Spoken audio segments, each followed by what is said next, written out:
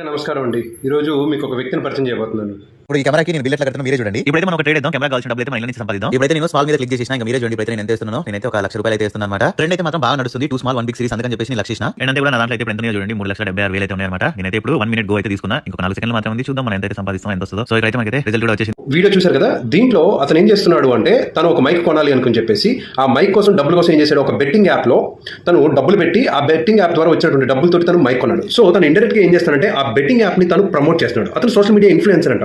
అతని పేరేంటో నాకు తెలియదు, కానీ అసలు ఏ విధంగా సోషల్ మీడియా ఇన్ఫ్లుయెన్సర్ అయ్యాడు అంటే, ఇది ఎటువైపుకి దారితీస్తుంది అంటే, సోషల్ మీడియాలో మనకు ఒక 10,000 మంది 25,000 మంది 1,00,000 మంది మనకు ఫాలోవర్స్ రాగానే మనం పెద్ద తోపుగాలం తురుముకాలం అని చెప్పేసి వాళ్ళు టెలిగ్రామ్ అకౌంట్స్ ఓపెన్ చేసి వాటిలో ఈ బెట్టింగ్ యాప్స్కి సంబంధించినటువంటి లింక్స్ ప్రమోట్ చేయడము.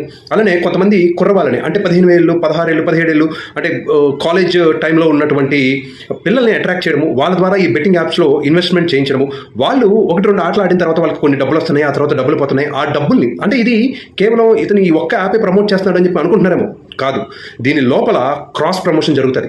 అది ఎట్లా అంటే, ఈ లింక్ ద్వారా లోపలికి వెళ్ళి బెట్టింగ్ యాప్స్లోకి ఎడిక్ట్ అయినటువంటి వాళ్ళు, అంటే జోదం అంటేనే ఒక వ్యసనం, జోదం అంటేనే చాలా ప్రమాదం.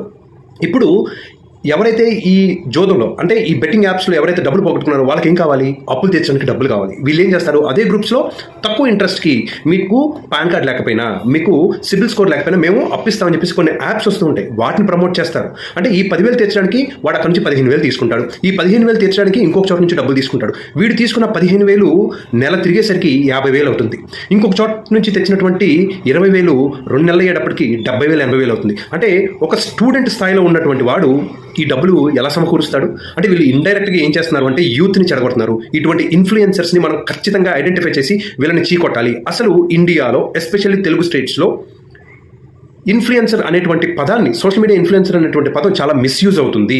దీని మీద పోలీసులు కూడా యాక్షన్ తీసుకోవాలి. తెలంగాణకి సంబంధించినటువంటి సజ్జనార్ గారు కూడా దీని మీద ఒక స్టేట్మెంట్ రిలీజ్ చేశారు. ఇటువంటి నీచమైన బ్రతుకుతున్నారా ఆఖరికి ఇన్ఫ్లుయెన్సర్స్ అని చెప్పేసి అన్నారు. నిజంగా ఇటువంటి వాళ్ళని ఐడెంటిఫై చేసి చీకొట్టండి. మీ ఇంట్లో ఉన్న యువతని, మీ తమ్ముడినో లేకపోతే మీ అన్ననో ఎవరో ఒకళ్ళు ఖచ్చితంగా దీనికి బానిసయ్యారు అంటే జీవితాలు నాశనం అయిపోతే ఆత్మహత్యల దాకా వెళ్ళిపోతున్నారు. తస్మాత్ జాగ్రత్త.